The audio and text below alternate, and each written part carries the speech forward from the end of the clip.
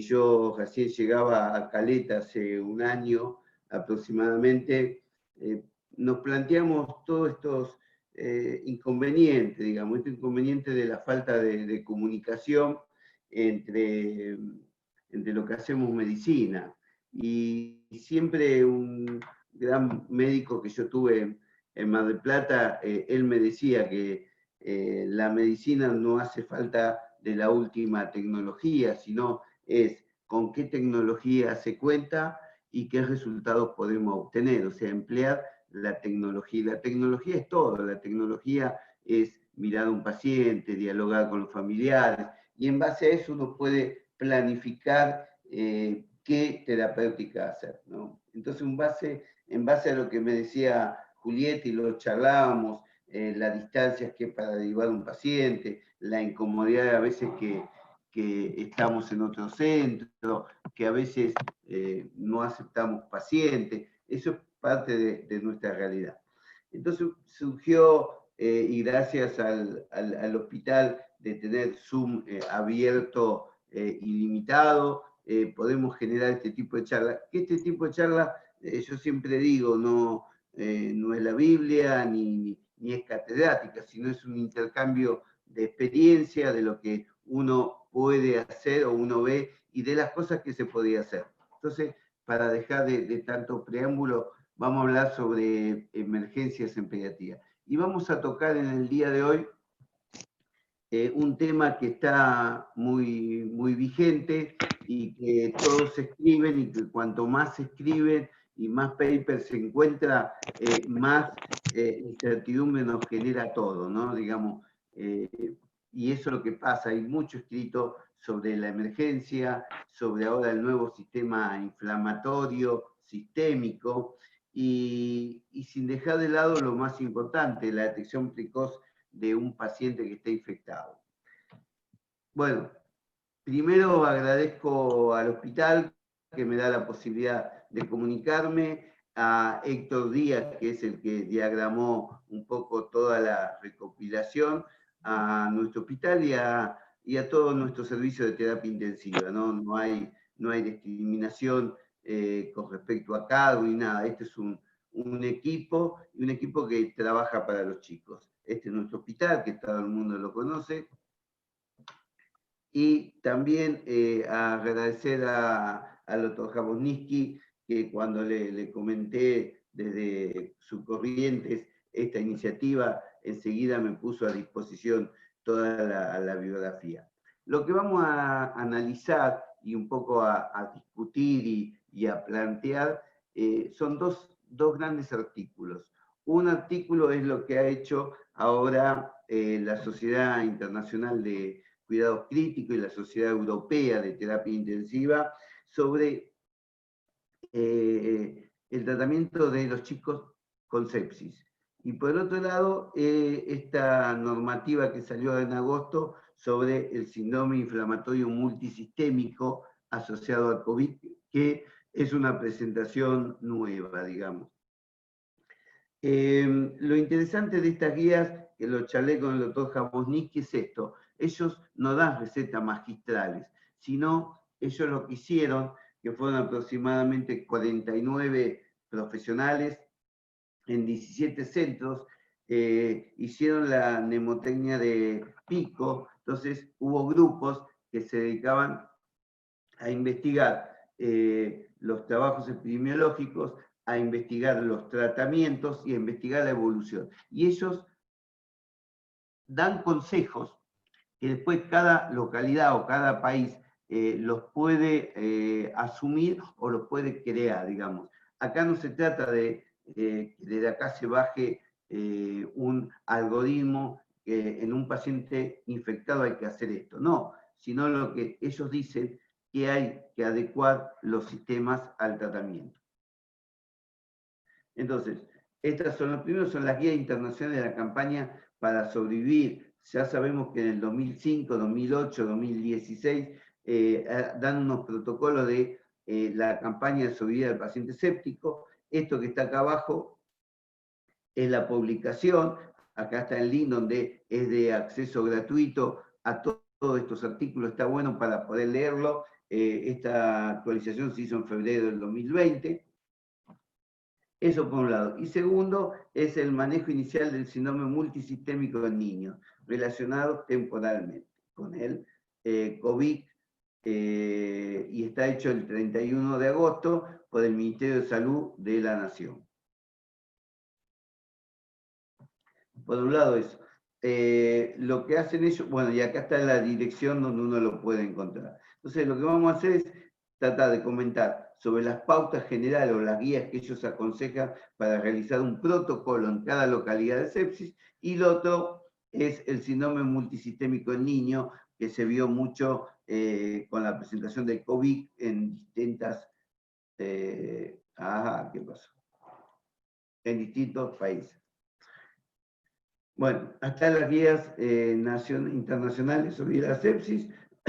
Acá está el artículo original y acá está la traducción en Argentina y Latinoamérica. Bueno, miren lo interesante que hicieron esta sociedad.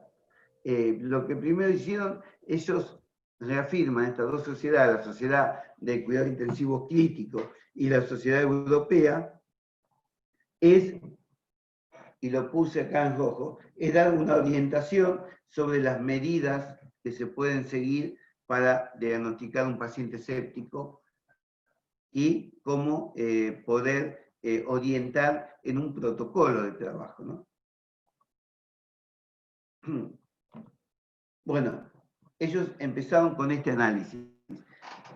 De los chicos menores de 18 años que se internan, el 4% equivale a sepsis infantil, que el número es, en el año, en el mundo, se internan 1,2 millones de pacientes con diagnóstico de sepsis.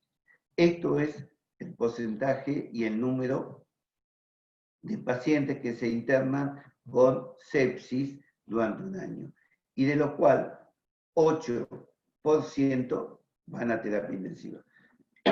Pero lo más importante es esto que se ve acá abajo, no sé si ustedes lo ven, que la mortalidad de los pacientes equivale a un 4 a un 50%. Y ese es un punto importante. ¿Qué estadística podemos decir que la mortalidad puede ser de un 4% o que puede ser de un 50%? Y acá entra todo lo que es el tratamiento precoz. En eso varía que podemos tener una mortalidad del 4% o del 50%. Y eso depende mucho del tratamiento pre-terapia intensiva o el tratamiento de emergencia de estos pacientes. Ellos hacen mucho hincapié, demasiado hincapié, en esto, ¿no? En la reanimación temprana, reanimación oportuna, son los pasos fundamentales para la obtención de resultados. Y miren lo que dice esto. Y esto se ha dicho desde el 2005 a la actualidad. La mayoría de los niños de sepsis y shock refractario o síndrome de difusión multiorgánica fallecen dentro de las 72 horas. Entonces, en este slide muestran dos cosas. Identificación temprana del cuadro infeccioso y evitar la mortalidad, y que la mayor cantidad de mortalidad se produce durante los primeros 3 días. Entonces ellos recomiendan esto, miren, cuando uno pone esto, mejor práctica en el lugar, es lo que hablamos al principio. La medicina no es solo tecnología, la medicina es ver qué recursos se tiene y qué resultados se puede obtener. Es la unión de todo eso. Si nosotros ponemos altas terapias intensivas, más de cada terapia intensiva, y no ponemos recursos, no ponemos insumos, y no capacitamos, no tiene sentido tener altas terapias. Pero sí, sabiendo lo que tenemos en cada localidad, los profesionales que tenemos y qué disponibilidad de insumos tenemos, podemos armar algo interesante, algo que sea eficaz y algo que esté orientado hacia la comunidad. Entonces, ellos ponen, los expertos dicen, las mejores prácticas que se puede hacer en el lugar. Segundo, ¿qué ponen? ¿En dónde? En donde se atienden chicos. Y entonces, ¿qué? Y definir el otro tema, porque ¿para qué hacemos todo esto? Para definir los conceptos de shock, choque séptico y fallo multiorgánico. Y ellos ponen estas 4 premisas, ¿no? Realizar esto lo ponen en todo momento. Una pesquisa sistemática, oportuna, rápida. Y después que cada lugar, y se puede tomar normas internacionales, lo que es un síndrome inflamatorio, el famoso SINS, cuando hay infección, una sepsis severa, shock o choque séptico y una falla multiorgánica. Hay 2 definiciones. Una la última que se realizó en el último congreso, que fue la sepsis y el choque. Entonces la sepsis cada vez amplía más los diagnósticos para que entre cada vez más cantidad de casos, ¿no? La sepsis, ahí la tiene, la difusión orgánica potencialmente mortal causada por una respuesta desreguladora del huésped. Y el shock, a ese proceso infeccioso hay una descompensación o una disfuncionalidad del sistema circulatorio, metabólico, y que está en mayor riesgo de mortalidad. Viejos pediatras también dicen que sepsis no la hacen todos los chicos, la hacen los que la pueden hacer. Es un concepto que es muy antiguo, pero que es actual. O sea, el mismo chico con una infección, con 2 chicos distintos y la misma infección, responden distinto. Y esa respuesta aumentada puede llevar a que termine en un choque o puede llegar a que termine en la mortalidad. Y depende también de cómo se actúe, con qué rapidez. Pero en este reconto de artículo, ellos van a tomar, que se hizo en el 2005, estos criterios de sepsis severa o grave.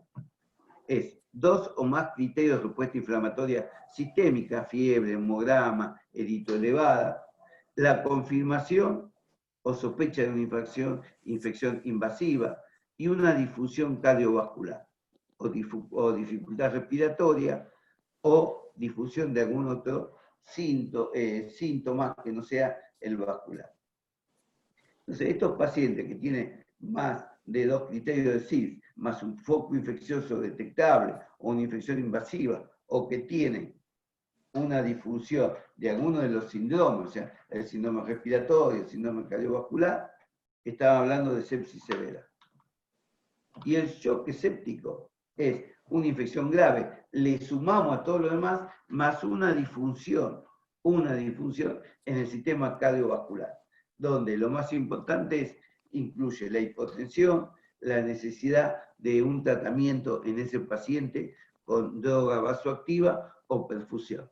O sea, haciendo un resumen de acá, un paciente que está con fiebre, que está con una disfunción orgánica, digamos, que tiene un foco infeccioso y que tiene alguno del sistema cardiovascular alterado, y lo vemos por la presión baja, por el pulso, el relleno capilar alterado, estamos diciendo que ese paciente está en shock o choque séptico.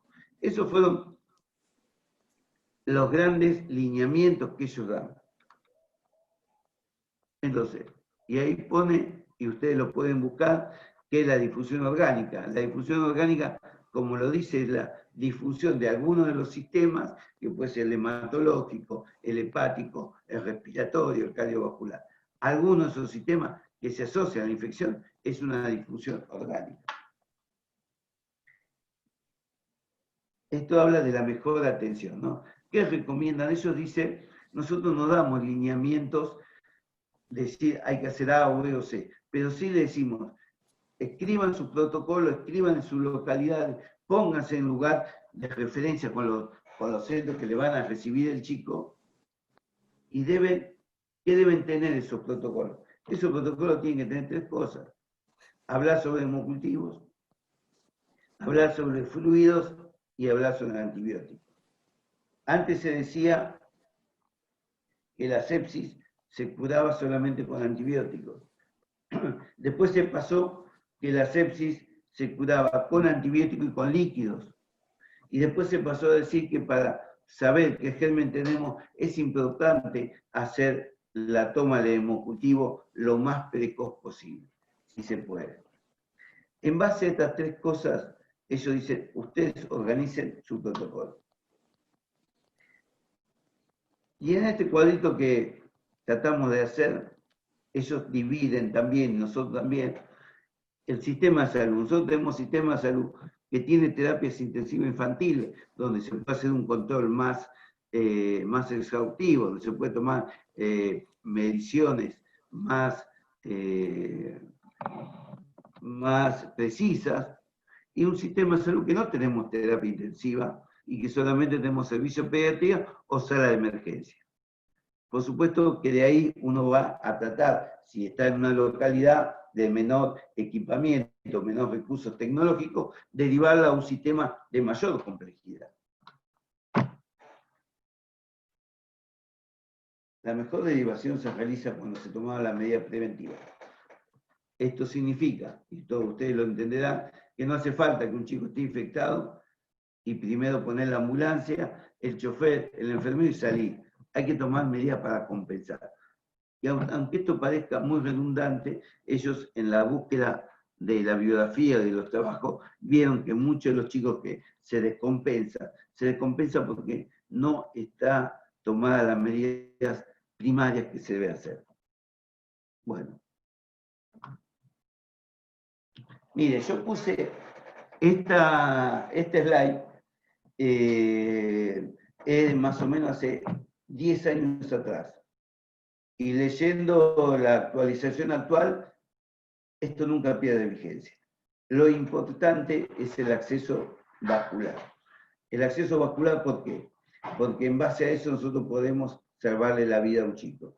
Y esto fue así. Le cuento, tenemos derivado un chico de Perito Moreno, que fue un intoxicado por monóxido a nivel familiar, y nosotros desde esta terapia agradecemos al hospital y de Perito Moreno y a sus profesionales, que son de los famosos. A nosotros no es fácil a veces encontrar una vía a un chiquito, ¿no? Y ellos muy rápidamente colocaron una vía intraósea, y gracias a esa vía intraósea pasaron líquidos, lo compensaron y lo pudieron derivar, y hoy el chico está fuera del respirador, pero no porque nosotros hicimos bien, porque si no, en el lugar donde se tuvo que trabajar se hizo bien, no se le encuentra vía, no dieron mucha vuelta, colocaron una vía intraósea, y la vía intraósea es efectiva, sabemos en los lugares donde se colocan, ¿no? En la actividad proximal, cara interna, hay toda una técnica, no es difícil de colocar, y eso sinceramente salva una vida, porque uno le está pasando líquido, se puede pasar por esa vía intraósea cualquiera de los líquidos que pasamos vía endovenosa. Ahí está la colocación, esta es viejísima, esta slide, pero quise poner para hacer notorio esa característica, que esto no pierde vigencia. Aunque hoy por día eso es por punción. Hoy en la actualidad tenemos lo que se llama la vía, entonces una pistola. Es como si fuera un taladro, ustedes apuntan en el hueso, se dispara en menos de 6 segundos, tiene una vía intraósea. Y es otra de las cosas que deberíamos pedir en nuestros hospitales para tener. Nosotros no la tenemos, estamos en la forma de pedir, porque eso sinceramente salva una vida, ¿no? Por esa vía intraósea ustedes pueden infundir todo tipo de líquido. Entonces, dijimos, ¿no? Estamos viendo la detección precoz. Primer criterio es para ver si el paciente tiene hipotensión arterial, para ver qué cantidad de líquido pasamos. ¿Cómo hacemos eso? Ahí tenemos los valores, que debajo de esos valores estamos hablando que el paciente tiene hipotensión arterial, no cabe duda. Menor de 12 meses, 50, de 1 año a 5, 60, y mayor de 5 años, 70. Eso sería para tener un cuadrito en la sala de emergencia, porque ustedes saben que todos los pediatras usamos las tablas, ¿no? Los percentilos, de acuerdo a la edad, de acuerdo a la talla, de acuerdo a la estatura. Pero mire lo que dice la OMS. Uno que ha trabajado en ciertos lugares, porque a veces los números nos olvidamos, y los criterios son muy claros. Paciente que tiene extremidades frías, el relleno capilar está prolongado, ¿va? Está prolongado, y un pulso rápido, débil, rápido, tiene una hipotensión. Porque a veces, sinceramente, uno trata de ser lo más pragmático, que es para, cuanto más pragmaticidad tiene, más rápido. Entonces, si a mí me ingresa un chiquito, entre el que le tomamos la presión, yo le tengo palpo, que las extremidades están frías, el relleno capilar, le tomo el relleno capilar, tiene más de 3 segundos, y un pulso débil y rápido, y ese paciente está hipotenso. Después le tomo la presión. Pero ese concepto de decir, a ver, ¿qué tiene? Extremidades frías, punto. Relleno lento y un pulso débil rápido, está hipotenso. Lo dice la OMS, y esto ha hecho la OMS de estudios, bueno, de zonas de catástrofe, como en el África, como Ruanda, como Somalia, en el lugar donde uno no ve uno o dos pacientes, ve muchos pacientes porque es una situación de guerra, y acordarse 50, 60 veces no hay tensiómetro, pero estos criterios no fallan. Extremidad fría, relleno lento, impulso rápido, está hipotenso. Pero ahora pasamos de la pragmaticidad a la intelectualidad en el pensamiento de cómo poder actuar. Entonces, miren que esto no es tan cientificista, pero esto es sentido común. Nosotros decimos que está hipotenso porque no le alcanza el volumen. Entonces, ¿qué hacemos? El volumen sistólico es el volumen que se eyecta en cada sístole por el corazón. Eso se llama volumen sistólico. El gasto cardíaco es el tandem de llamar, espere que voy a apagar el teléfono, suele pasar. Entonces, el gasto cardíaco es el producto del volumen sistólico por la frecuencia. Eso a su vez, cada una de estas cosas, el volumen sistólico ¿de qué depende? De la precarga, de la poscarga y de la contractilidad. Y a su vez analicen que la precarga determina, o está determinada por quién, por el volumen, por el tono venoso, por la impedancia óptica y la resistencia vascular sistémica. Ustedes dicen, ¿para qué sirve este cuadro? A mí me sirve este cuadro para implementar un montón de cosas. Yo digo que el paciente está hipotenso. Si el paciente está hipotenso, tiene una presión arterial baja, el gasto cardíaco está alterado. ¿Y por qué está alterado el gasto cardíaco? El gasto cardíaco está alterado porque hay un volumen que no es efectivo. Y si ese volumen no es efectivo, digo, a ver, ¿cómo hago para compensar? Primero, la precarga. La precarga modifica el volumen sistólico, mejora el volumen sistólico. Entonces, la precarga, ¿qué sería? Líquido. Tengo que mejorar la volemia. Entonces, acá entra una del entendimiento de la precarga, tengo que poner el límite. La poscarga es la impedancia. O sea, que yo puedo usar drogas que sean vasopresoras y que sean otro tipo de drogas que sea vasodilatadora para mejorar la poscarga. Y hay otras drogas que mejoran la contractilidad. Entonces, si uno puede razonar eso, uno tiene resuelto el tratamiento de la sepsis o del shock. Entonces digo, tengo hipotensión. Al tener hipotensión, el gasto cardíaco y la resistencia están alteradas. ¿Cómo mejoro el gasto cardíaco? El gasto cardíaco lo mejoro, ¿por qué? Por el volumen. ¿Y el volumen? ¿Qué parámetros tengo para manejar el volumen? ¿Mejoro la precarga, mejoro la poscarga o mejoro la contractilidad? De acuerdo a cuál es la causa de esa hipotensión o ese déficit del gasto cardíaco.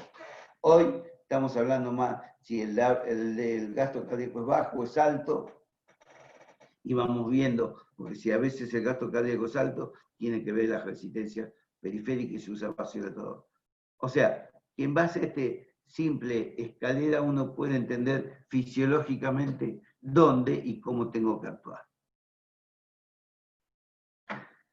Ahora, yo me pregunto, ustedes me pueden preguntar, ¿cuáles son los mecanismos para evaluar ese gasto cardíaco? Entonces yo podría decir, bueno, tomémosle la presión arterial media, tomémosle la arteria, midamos la onda, miramos la presión, miramos en cada curva. Muy bien. ¿Y dónde, doctor? Y en mi hospital no puedo, doctor. Pero yo te puedo decir, bueno, ¿cómo ves el gasto cardíaco? Controlar la frecuencia cardíaca. Fíjate qué tensión arterial. Fíjate cómo está el relleno capilar. Cómo está el nivel de conciencia. ¿Y qué más? ¿Cómo está el gasto urinario? O sea, con la simple examinación del paciente, la revisación del paciente, y estar al lado del paciente que está chocado o que está en vías de entrar en shock, yo veo ese gasto cardíaco que hoy en terapia intensiva se mide midiendo, tomándole la arteria, tomándole la vena, ve la desaturación, ve el gasto cardíaco. Yo con esto es semiología clínica, yo evalúo el gasto cardíaco. Pero para ir un poquito más, vamos a dejar la evaluación del ácido láctico, que no sé si en todos los lugares se puede hacer, pero sería otra de las cosas a influir sobre nuestros hospitales para que podamos tener la evaluación del gasto del ácido láctico, que es un buen parámetro del metabolismo celular. Volviendo un poquito y mezclando los colores, a todo esto podríamos hablar sobre dónde atendemos los chicos. ¿Dónde atendemos los chicos? O sea, ¿lo atendemos en un lugar donde tenemos disponibilidad de cuidados intensivos o lo atendemos en un lugar donde no tenemos terapia intensiva? Entonces, en base a eso nosotros tenemos que idear nuestro protocolo. O sea, ¿qué sentido tiene que armar un protocolo con todo lo que se usa en terapia intensiva si no tenemos terapia intensiva? Entonces, armemos nuestro protocolo de trabajo de acuerdo a nuestra capacidad operativa. Entonces, no tenemos terapia intensiva. Bueno, entonces, ¿qué hacemos? Hacemos un protocolo donde tenemos el paciente cómo ingresa, con hipotensión o sin hipotensión. Si ingresa sin hipotensión, no hace falta que lo expanda. No hace falta que agregue bolos ¿para qué? Para nada, porque el paciente no tiene hipotensión. Pero si está con hipotensión arterial, o sea, si no tenemos tensiómetro, ¿qué hacemos? El paciente se encuentra extremidades frías, relleno capilar lento, alteración del sensorio. Entonces yo, ojo, ese paciente está con hipotensión. Entonces, ahí sí, yo hago bolos, busco una vía o la vía intraósea y paso de 10 a 20 mililitros kilo y que puedo dar hasta 40 mililitros kilo. Y acá, otro de los parámetros fundamentales está dentro de la primera hora. Yo estoy haciendo esto mientras se pide un lugar de derivación, donde vemos qué hospital nos puede aceptar, pero voy compensando al paciente. Entonces, ¿pero qué hago? Yo mientras coloco esta cantidad de líquidos, ¿qué es lo que tengo que controlar? Tengo que controlar que no tenga la sobrecarga, que el organismo que le estoy pasando líquido por una desregulación no lo esté sobrecargando de líquido. ¿Cómo lo puedo controlar? Con los signos de sobrecarga. ¿Cuál es? Tengo un paciente que tiene oxígeno, que está en shock, entonces yo tengo que ver que su dificultad respiratoria no se acreciente. ¿Por qué? Porque por haber mayor cantidad de líquido en los pulmones, que no haya crepitante y que no tenga una hepatomegalia. Si yo en ese paciente que le estoy pasando líquido, aparece estos cuantos síntomas, significa que el paciente está en una sobrecarga de líquidos.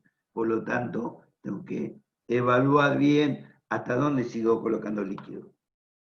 Entonces, ya dijimos cuáles eran los signos de sepsis, cómo diagnosticamos una sepsis, cómo diagnosticamos un shock o un choque. Ya vimos cómo clínicamente podemos decir, este paciente está hipotenso, tiene un bajo gasto cardíaco.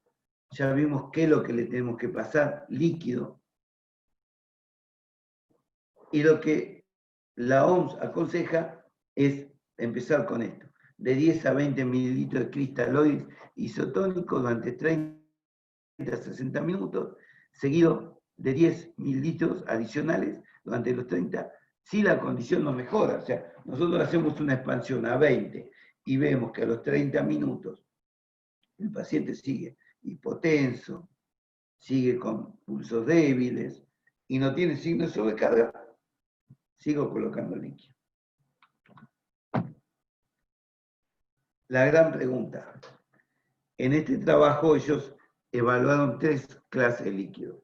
La solución salina al 9%, cristaloides balanceado taponado, que es el famoso lactato, y los almidones y la gelatina. Antes, cuando yo empecé a hacer medicina y empecé a hacer terapia, usábamos mucho el Destran 40, también usábamos albúmina para expandir.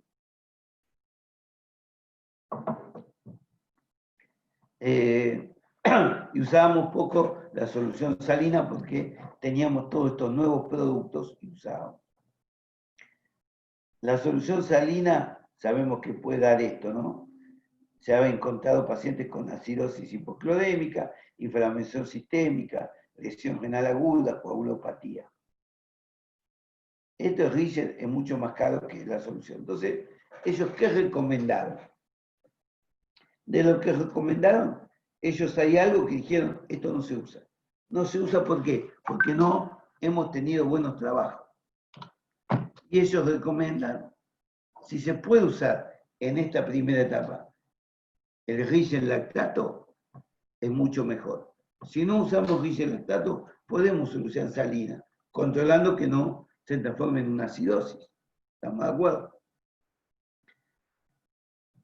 Por el otro lado, ellos dijeron, esto no se usa. En todos los trabajos que ellos revisaron, más de 2000 y pico de trabajos revisados sobre tratamientos, ellos llegaron a la conclusión que las gelatinas y los almidones no hay que usarlos. Por lo tanto, ellos recomiendan las soluciones balanceadas, y en el supuesto caso, Ringer. O sea que uno puede hacer los protocolos con soluciones balanceadas o con Ringer. Que este trabajo también lo presenta en el último programa de capacitación de terapia intensiva pediátrica, donde habla qué soluciones, y siempre se están tirando ellos hacia las soluciones balanceadas. Bueno,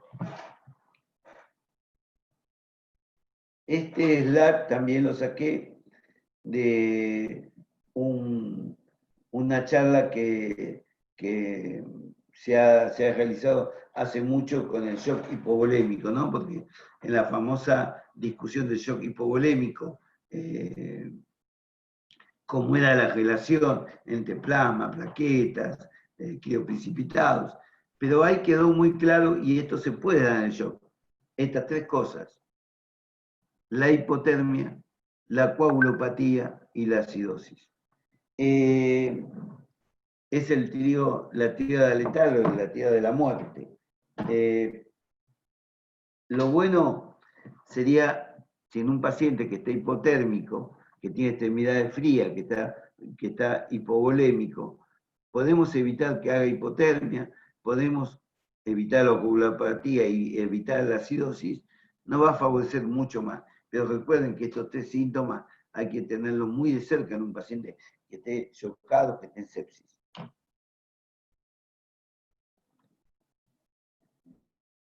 El otro tema, y para tratar de resumir, y no voy a hablar mucho de esto, ellos recomendaron qué antibióticos. Recomendaron que la antibioticoterapia es parte de la emergencia en un shock séptico. Hoy lo toman a la misma altura, líquido, compensación hemodinámica y colocación rápida de antibióticos. Aunque se están investigando otros aminoácidos, otro estudio que interfiere en la sepsis. Hoy ya se está hablando de la microcirculación en la evaluación del estado clínico y también en neonatología hay mucho sobre el tratamiento de algunos aminoácidos, aportar algunos aminoácidos para interferir en el metabolismo, que ya lo veremos más adelante. Ellos ponen tres cosas, ellos hacen mucho hincapié, y esto es lo que me gusta. El chico está con shock séptico, ¿ah? Con el shock o choque séptico. Bueno, gente, hay que colocarle los antibióticos dentro de una hora.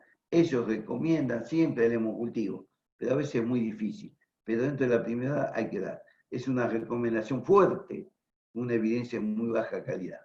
Pero si el paciente no está con choque séptico, o sea, tenemos 3 horas.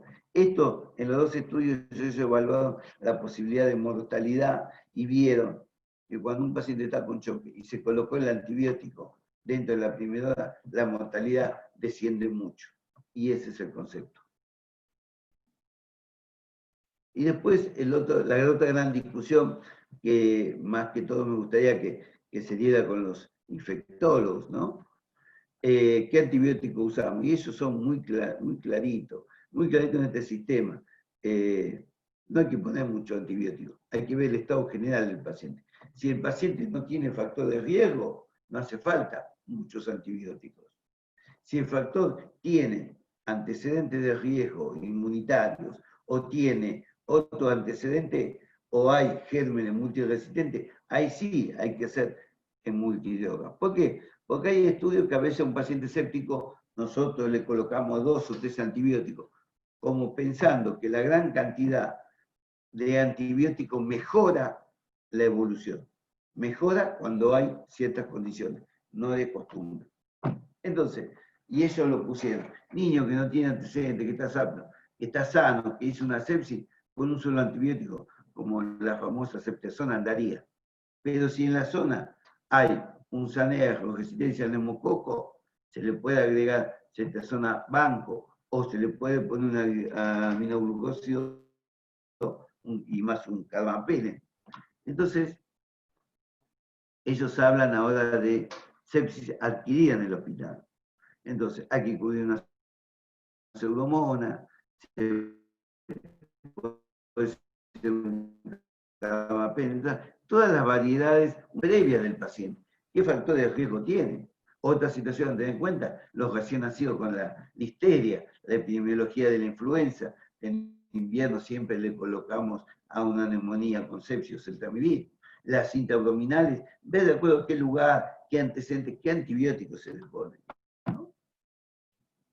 Otra de las pautas que ha modificado, que ha cambiado mucho en el 2017, la fiebre y la neutropenia, colocando una antipseudomona, ¿no? En la infección por estáfilo, siempre dicen que en la primera semana uno le coloca un antibiótico y se le agrega clinda para, como efecto de inhibir las enzimas y intervenir ¿cómo se llama? En todo el metabolismo y que se usa durante los primeros 7 días.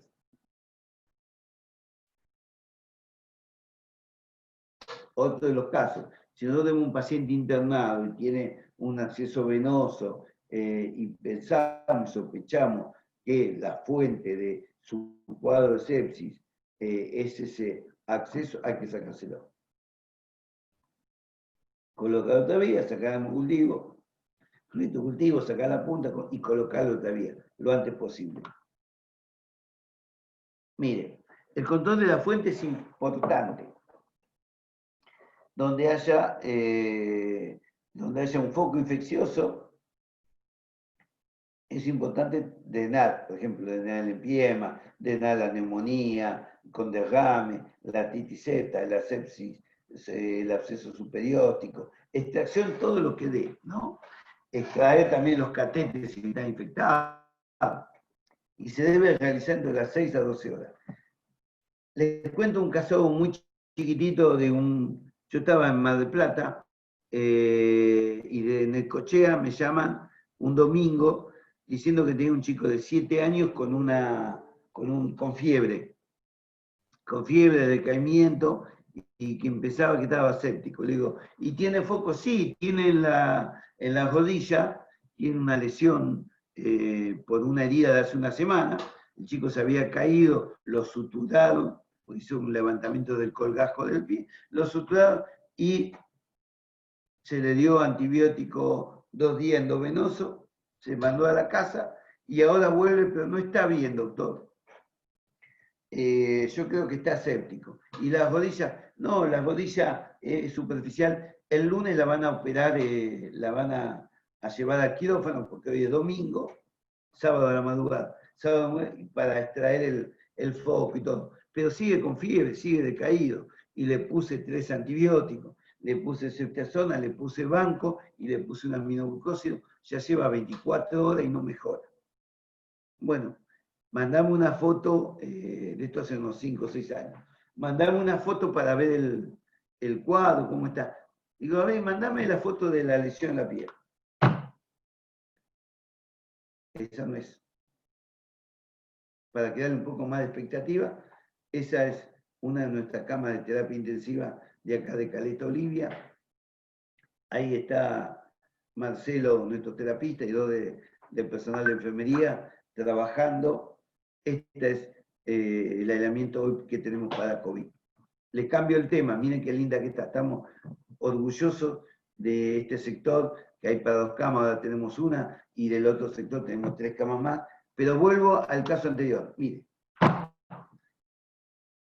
esa era la rodilla. Al chico se lo había suturado, acá y acá, porque se había lastimado, 2 días endovenoso, se va a la casa, y el chico ingresa el sábado a la tarde, con este cuadro. Por más antibiótico que le ponga, si esto no se debridaba, y iba a estar 48 horas más con 3 antibióticos, bueno, esto me lo mandan a terapia, debridamos nosotros, sin llamar al traumatólogo y nada, porque hay que conseguir, por más que sea provincia de Buenos Aires, Mar del Plata, a las 3 de la mañana, y un hospital internacional, un traumatólogo para que venga a debridar esto. Lo tuvimos que hacer nosotros. Y después el chico anduvo bien con antibióticos y todo. Pero esto va, lo que decía la primera, antes de mostrar nuestra linda terapia, que esta debilidación hay que sacar este foco infeccioso dentro de las 6 a 12 horas, debe presentar el foco.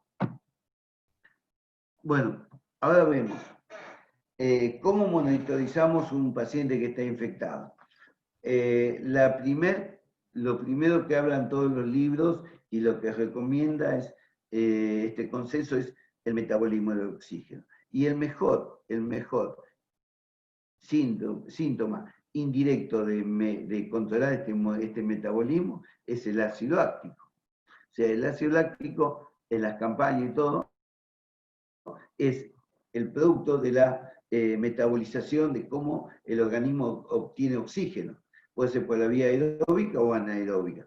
Cuando el paciente está en sepsis, utiliza más la vía anaeróbica y dejando como resultado de toda esa fórmula el ácido láctico. Entonces la campaña para la sepsis dice que un valor mayor de 4 milimol litro señala que la sepsis grave y que requiere tratamiento e reanimación intensiva y urgente. ¿Por qué? Porque se ha visto que este valor elevado más de 4 es un signo agnóstico. ¿Va? Entonces, en un niño con signos clínicos de mala perfusión, hipotensión arterial, trastorno sensórico, oliguria, acidosis metabólica e hiperlaxitemia, indica un desequilibrio entre la oferta de oxígeno y la demanda. Hay algunos trabajos que dicen que la sepsis se compensa cuando hay un equilibrio entre la demanda de oxígeno y la oferta de oxígeno. ¿No? O sea, demanda el cuerpo tanta cantidad de oxígeno y la oferta necesaria. Cuando no se produce esa ecuación, se produce todo el desequilibrio. Entonces, ahí volvimos. Una vez que nosotros expandimos al paciente, lo compensamos hemodinámicamente, la compensación es la tensión arterial, la frecuencia cardíaca, el relleno capilar, la diuresis, el sensorio. Uno puede decir, lo puedo mandar a una terapia intensiva, lo mando a una terapia intensiva, y nosotros acá con todo el equipamiento vamos a hacer eso. Vamos a medir la saturación venosa, la diferencia veno-arterial, presión arterial media, pero ya esto es en una terapia intensiva, a lo que esto no le aumenta la sobrevida al paciente. Y a mí me ingresa un paciente y yo le tomo la saturación venosa, le tomo un catéter en la arteria, un catéter en la vena, puedo medir la deficiencia de CO2, eso no aumenta la sobrevida. Lo que va a aumentar la sobrevida, todo lo que se hizo previo al paciente. La buena expansión, la depresión oportuna de que el paciente está en shock, que está en hipotermia, evitar todos los factores agravantes de la mortalidad. Bueno, nosotros tenemos en el lugar de atención a un paciente que hicimos todo. Hicimos la expansión, colocamos 2 vías periféricas o no, o colocamos una intraósea. Y ahora viene, después de la expansión todo, no mejora. Hicimos 2 expansiones y el paciente sigue estando hipotenso, sigue estando alteración sensorio. Entonces, ¿qué hacemos? Decimos que hay que colocarle drogas vasoactivas para mejorar. ¿Se acuerdan cuando vimos aquella diapositiva que digamos, primero cómo reponemos el volumen y después actuamos sobre lo que son las drogas vasoactivas, que mejorar la precarga? La precarga se modifica con líquido y dándole presión. La forma de darle presión es con las drogas vasoactivas. Entonces la gran duda, ¿le tengo que pasar adrenalina o nora? O también se puede pasar, y se lo voy a mostrar, lo que usábamos hasta hace un año atrás. Estas drogas, adrenalina y no adrenalina, ¿se pueden usar solo por un catéter central? No, se puede usar por vía central, si lo tiene. Si no lo tiene, la vía central realmente es lo último que se utiliza, lo último que se coloca. La colocamos acá en terapia con cirujano. Se puede usar esa droga, adrenalina, la no adrenalina o la dopamina, se puede colocar por una vía periférica, por una vía intraósea o por una vía central. Yo creo que ustedes en el lugar de derivación, más que perder tiempo en colocar una vía central y todo, van a colocar una intraósea o una periférica. Por esas 3 se puede pasar cualquiera de estas cosas. ¿Va? Cuento, pico truncado, Julieta ingresó un paciente en shock, que era de causa por diabetes, y lo que lo salvó al paciente fue la expansión del líquido, porque estaba en un pH 680, la expansión del líquido, la colocación de un buen plan de hidratación, y por vía periférica, colocación de drogas vasoactivas. Eso modifica su hipotensión, modifica su hemodinamia y mejora la calidad de vida, ¿no? Entonces, para resumir un poquito acá, taquicardia, hipotensión, expansión con richilato, solución fisiológica, a 40, 70 mililitros, hasta ver que no haga signos de sobrecarga. No mejora, no responde, permanece igual. Tenemos una perfusión anormal, es un shock refractario al líquido. Con líquido no mejora. Ahí está, salta, salta. Y le colocamos adrenalina o no adrenalina por vía intraósea, periférica o central. Y le vamos a agregar que en muchos lugares todavía tenemos dopamina, se puede usar dopamina. Nosotros en los últimos consejos y todo han cambiado la dopamina, pero uno se tiene que adecuar, como dijimos al principio, lo que tiene y lo que más sabe usar.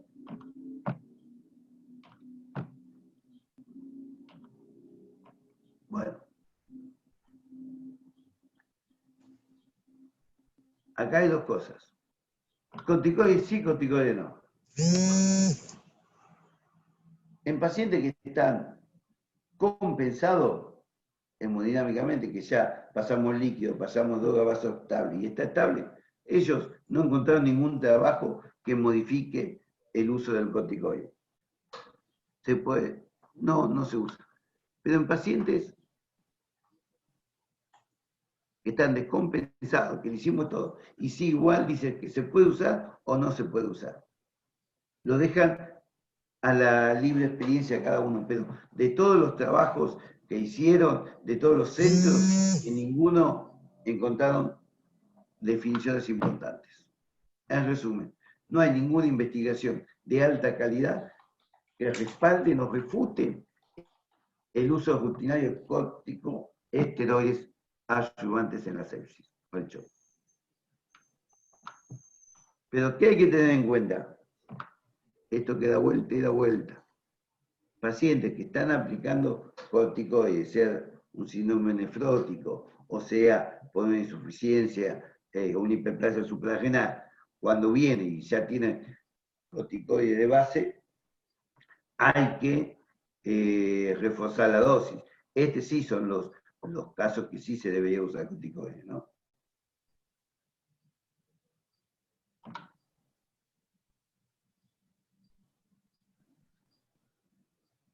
Endocrinometabolismo van en contra de la terapia de insulina, porque a veces estos pacientes permanecen hiperglucémicos, no hay que usar insulina, no hay que usar porque también tiene alteración de la tiroides.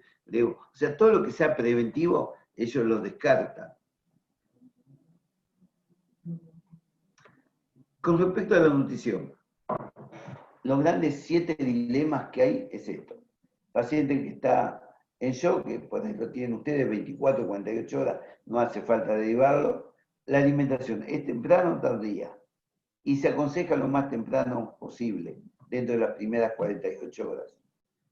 Droga vasoactiva, el gran dilema dice, si no, pero mirá, está el paciente con adrenalina, no adrenalina o dopamina, no, si el paciente ya está estable, está con una dosis estable de drogas vasoactivas, no está descompensado y estamos en descenso, está estable y lleva 48 horas, se lo puede empezar a alimentar. Bueno, no hay ningún problema. Que tenga drogas, mientras que esté estable, comienza su alimentación. La gran duda, parenteral, no, la mejor es la enteral, porque por ahí estamos aplicando parenteral en alguna patología, lo más rápido y se aconseja que la parenteral no sea más de 7 días. Otra de la costumbre habitual que nosotros hacemos acá en terapia, tiene residuo gástrico. El residuo gástrico no contradice o contraindica la alimentación o drogas o la enteral. Gástrico, estás pilórica, gástrica. La estapilora tiene indicación muy específica. Algunos le ponen a la solución enteral emulsiones lipídicas. No hay nada que confirma. Otros, porque tuvieron pacientes que a veces tenemos con un poco de residuos genéticas, para que aumente. No hay nada de eso. No está indicado. Después, como les dije al principio, hay en ciertas sepsis y en ciertos chicos, como en los recién nacidos, que se vio que el selenio, el gas selenio, glutamina, alquinina, zinc, altera distintos metabolismos. Todavía no hay nada. No hay evidencia suficiente para recomendar algunos de estos aminoácidos. Hemoderivados. Clarito. Paciente hemodinámicamente estable, hemoglobina igual o mayor a 7, no sugiere transfusión. El hemodinámicamente estable. El hemodinámicamente inestable, no hay recomendaciones sugeribles para el paciente séptico, inestable en pediatría sobre el valor de hemoglobina que estos chicos. A ver, si el paciente está inestable, no hay ningún valor que diga a partir de acá o más bajo se transfunde, no. Depende de su hemodinámica. Porque, ojo, nosotros tenemos ciertos pacientes que necesitamos tener una hemoglobina mayor a 10 en los que están ventilados, en el que está el distrés, entonces por ahí se lo transfunde, porque está inestable. Pero en el estable no. Plaquetas, plasmaféresis. A veces hemos transfundido chicos con plaquetas cuando tienen 50, 60 mil. No. El riesgo de sangrado cerebral es con plaquetas menos de 10.000 a 20.000. Ahí tiene un riesgo. La plasmaféresis cuando está en una trombocitopenia asociada. No hay recomendado el uso como profilaxis del choque en shock séptico o fallo multiorgánico. O sea, Como preventivo, tenemos una plaqueta de 50.000. ¿La fundimos? No. Como profilaxis, no. Si alguno de estos síntomas hace que descompensa y vemos que tienen plaquetas con mucho riesgo, que hay un sangrado activo, es otro tema. Pero como profilaxis no hay que dar. También la sepsis a veces se presenta con fallo renal. Lo primero que se hace, diurético, se lo restringe de líquido y si está con valores muy altos, los mejores resultados se vieron dializando al paciente dentro de las primeras 48 horas.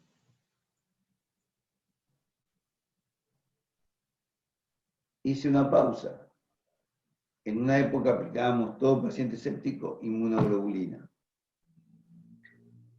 Ellos no hay ninguno trabajo asociado que el uso rutinario en un paciente séptico de inmunoglobulina endovenosa con shock sea beneficioso. Esto lo dejamos acá.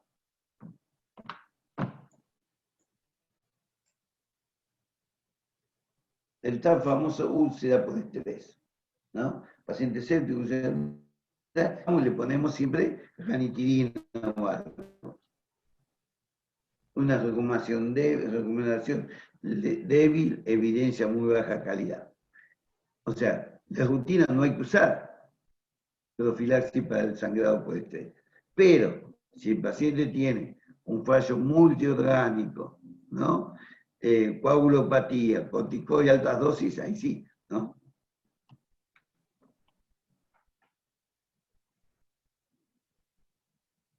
Nos conecté acá, no, al teléfono. Profilaxis en contra de la trombosis venosa profunda. Esto fue escrito en febrero, el análisis de todos los trabajos. Esto es en un paciente con shock séptico. No es lo mismo que shock en pacientes COVID. Bueno, otra de la diapositiva o slide, mejor dicho, se llama slide. Hace 10 años que hicimos esto y que lo hizo el Niño de la Plata y de ahí lo tomamos,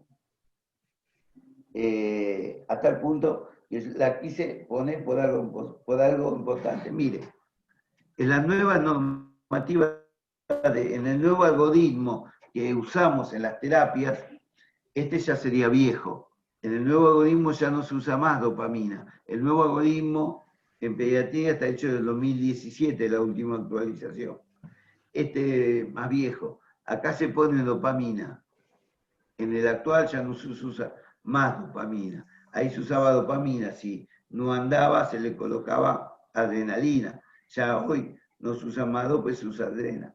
Pero lo que no cambia es esto. Miren, deterioro excesivo y alteración de la perfusión, establecer acceso venoso intraóseo, recuperación inicial, e igual, no cambia. Corregir hipoglucemia, hipocalcemia, iniciar antibióticos, shock refractario a fluidos, shock frío, shock caliente, resistencia a catecolaminas, no cambia. Y después, ya en una terapia, miren de lo que habla, presión venosa central, presión arterial media, saturación venosa, ya esto sería una terapia intensiva, donde lo poliinvadimos. Pero esto, yo digo, esto no le aumenta la calidad de vida al paciente. Lo que le aumenta la calidad de vida al paciente y disminuye la mortalidad, y ese 50%, ¿se acuerdan que presentamos? Baja al 4%, es todo lo previo, no es esto. Acá también se empieza a hablar con mirrinona. En ese cuadro que yo les puse arriba, la mirrinona sería un vasodilatador. O sea que para poder usar un vasodilatador, tenemos que primero tener un buen volumen, tenemos que después contraer bien lo periférico y después usar. O sea, todo tiene su paso. Esto ya es de alta complejidad. Bueno, perdón. Sí, mis nietos tienen hambre y siempre aparecen, son mis dos nietitos que me dice que afloje un poco. Bueno, no sé si, Julieta, estamos con tiempo. para seguir, para hablar un poquito de esto. Pedro, vamos una hora. Sí. ¿Querés media horita más? Dale. Bueno, entonces, esto es la recomendación que dio el Ministerio de Salud de la Nación. Esto es en base a todos los trabajos que se han presentado en Italia, en Inglaterra, en Japón, sobre qué es esto, el síndrome inflamatorio multisistémico. Esto es una variedad de sepsis en el COVID, donde intervienen ciertos factores que en la sepsis común no la teníamos y que preguntamos todos, ¿no? Esto fue hecho el 31 de agosto.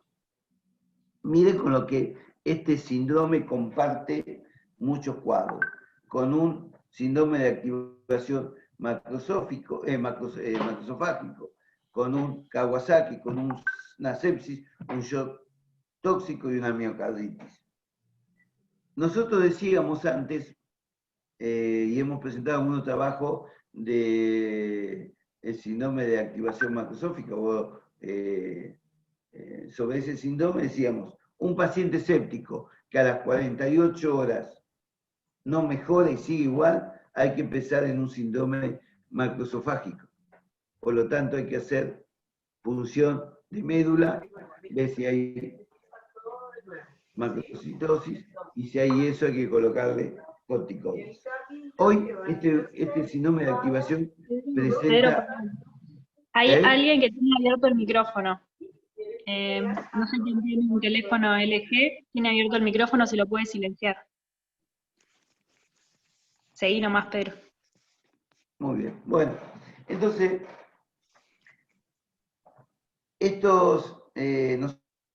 nosotros decíamos que a las 72 horas, si el paciente séptico no mejora, hay que pensar que más que una sepsis hay un sistema de activación macrosofágica. Hoy, este síndrome se presenta con eso, tiene alguna alteración del Kawasaki, que se decía que era un Kawasaki light, pero no, ya tiene una entidad, una miocarditis, una sepsis. Y miren cómo es, ¿no? Es un paciente con fiebre alta persistente, tiene las cosas del Kawasaki, las pápulas, inyección conjuntival, edema de manos, labios agrietados bien, síndrome lengua de fresa, vómito, náusea, afección cardíaca, laboratorio, neutrofilia, neutropenia, elevación de PCR, interleuquina 2.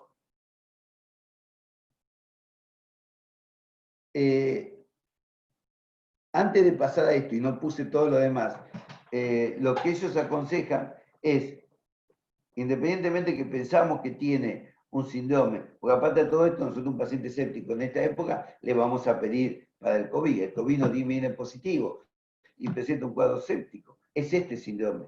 Entonces, aparte de hacer las indicaciones básicas, ¿cuál? El laiccismo, la hidratación, la expansión en 20 minutos, todas las drogas, todo lo mismo, aparte de todo lo mismo, están aconsejando inmunoglobulina endovenosa.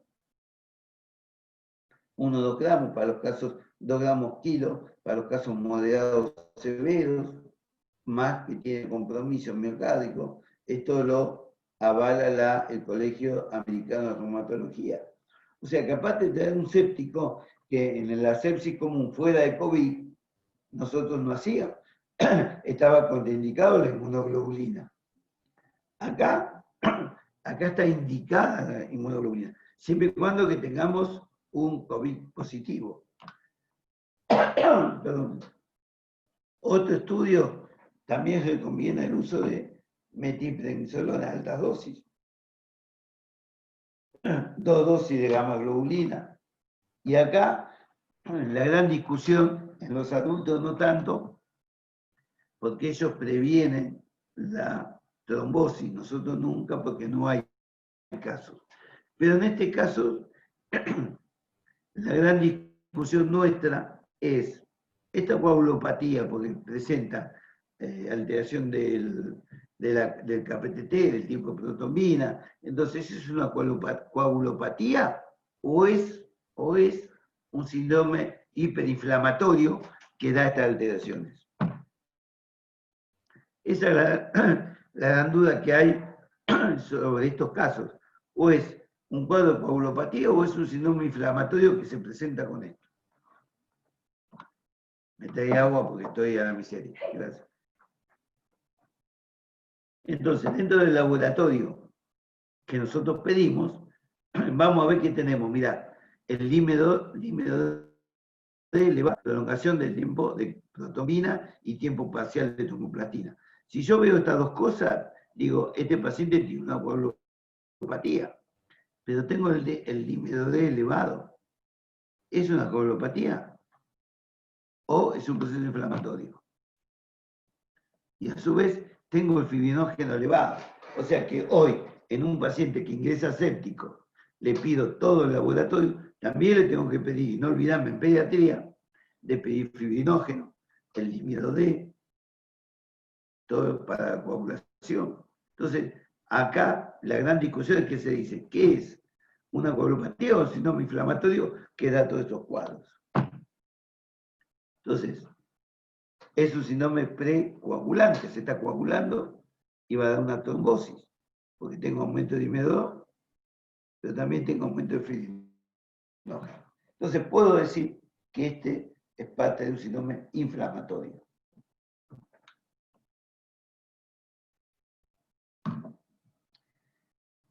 Miren, esta coagulopatía, ¿qué otro síndrome se presenta? En el hemofagocítico, en la púrpura, la PTT, linfohistiocytosis, antifosfolipídico, en el SHU, en el síndrome de difusión múltiple de órganos asociado a trombocitopenia. O sea, toda esta coagulopatía, hoy está la tendencia que todo esto es parte del síndrome inflamatorio. En adultos, lo que estuve leyendo y escuchando de los WINAP es que ellos tratan directamente prevenir la trombosis. Nosotros tenemos que tener documentada la trombosis, es lo que dice Nación. Si tenemos documentada la trombosis y tenemos todos estos parámetros del laboratorio, hay que tratar. Y acá lo pone, se trata con exopalina, puse la dosis, pero seguramente terminamos la charla y me voy a olvidar la dosis, iré a ver al cuadrito y que haremos todo lo mismo. También, pensando en un Kawasaki, que es parte de la variedad de la presentación aislada, ¿no? Hay que colocarle aspirina si tiene plaquetas más de 450.000, como se da en el Kawasaki. O sea que se está pensando que este síndrome es un rejunte de todos los síndromes hiperinflamatorios que tenemos. Un Kawasaki, hemofagocítico, la PTT. Ahí está. El Ministerio de Salud definió al síndrome como que un chico de más de 3 días de fiebre, con COVID positivo, y dos de los siguientes signos de presentación: la erupción, la conjuntivitis, la hipotensión, el shock. O sea, está en shock, ¿no? Tiene erupción en pie, tiene la troponina elevada, tiene evidencia de coagulopatía elevada, síntomas gastrointestinales. Todo esto está hablando de que es un síndrome de inflamación sistémica COVID-19. Toda persona que cumpla con criterios de caso sospechoso, que presenta resultados positivos para COVID, y toda persona que cumple 5 el síndrome inflamatorio multisistémico y que presenta resultados positivos. O sea, que hoy, sabiendo que hay circulación de COVID y nos presenta un paciente séptico con alguna de estas variedades de síndrome inflamatorio, es un síndrome inflamatorio multisistémico hasta esperar COVID y toda la terapéutica. Y esto es un poco lo que deberíamos pedir en estos pacientes. acuérdense que en un séptico común esto no se pedía. Todo esto sí, ¿no? Ecovino, pero hay que agregar esto y en base a esto asumir un nuevo síndrome que todavía se está investigando para pensar. Bueno, mi nieto cuando era más chiquito siempre me dice lo mismo. Bueno, hasta acá era todo. Decirle gracias y si hay alguna preguntita. Un poco la idea de esto era poder interrelacionar, decirle que nuestra terapia siempre va a estar abierta. Nunca vamos a decir que no a la recepción de un paciente, porque al tener un poquito más de complejidad que ustedes, tenemos la obligación de atender todo lo que ustedes necesitan. Bueno, Julieta, no sé si hay alguna pregunta o no.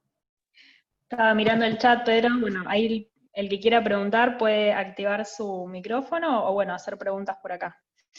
Ahí están escribiendo que estuvo muy buena la charla, que estuvo muy, muy entretenida. No sé si alguien más tiene una pregunta, puede activar el micrófono.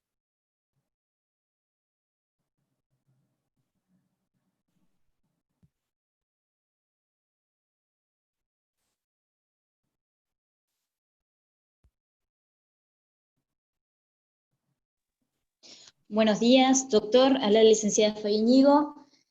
A modo de consulta de sus pacientes pediátricos, que sería un estado de urgencia, mi pregunta sería, en primera instancia, si nos llega un niño en estas condiciones con un síndrome justamente séptico, pero con caso positivo de COVID, en primera instancia lo atenderíamos en la guardia, preparando para terapia intensiva en estado crítico, que el paciente presente asistencia mecánica, o en primera instancia todo lo que sea laboratorio, hemocultivo, se hace desde la guardia justamente y después se decide llevar la unidad de terapia intensiva pediátrica.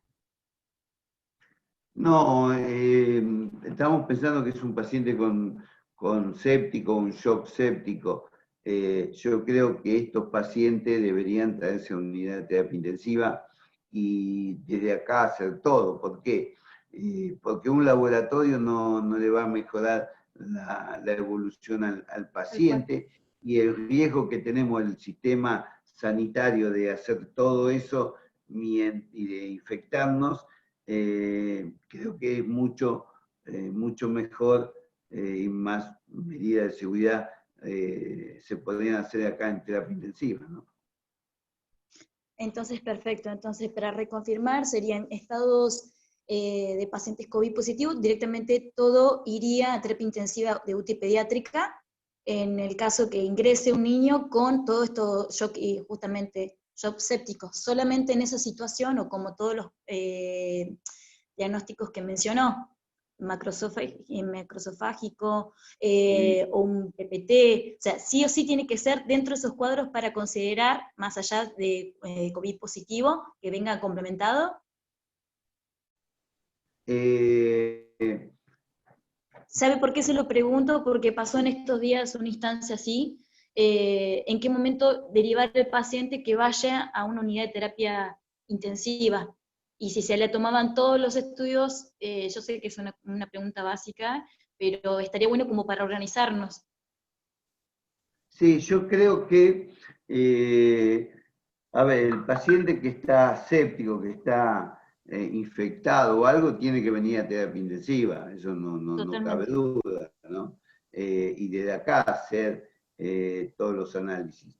Digamos, un paciente que requiere mayor atención y todo, en este hospital el mejor lugar es que tenemos mayores condiciones es la terapia intensiva, y de acá sería todo. Una cosa es un paciente infectado, séptico, otra cosa un paciente con una sospecha de COVID, que no está grave, que no está para internar, no hace falta que entre a terapia intensiva. Se hace desde la guardia, digamos, ¿no? Se hace de la guardia y pasa a quedar en control ahí, y listo. Perdón, una pregunta, pero bueno, me quedaba esa duda para reorganizarnos, doctor. Excelente la charla. Bueno, gracias. Chau, chau. Chao.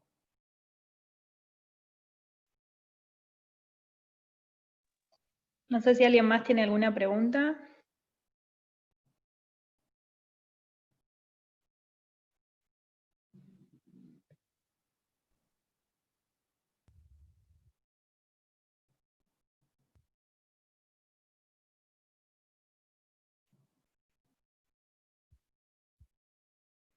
Bueno, viendo que Juli no hay más preguntas, bueno, todo este material si lo necesitan no hay ningún problema, esto está abierto. Agradecer al hospital, a ustedes que han tenido la paciencia de estar. La idea es poder hacer algo entre todos juntos para mejor. Se puede seguir haciendo algunas cosas de atención y todo, y poder hacer los protocolos uniformes para toda la provincia, para toda la zona norte, que podamos trabajar en conjunto, que es la única forma de poder brindarle mejor atención a un chico. Desde ya, muchas gracias a todos.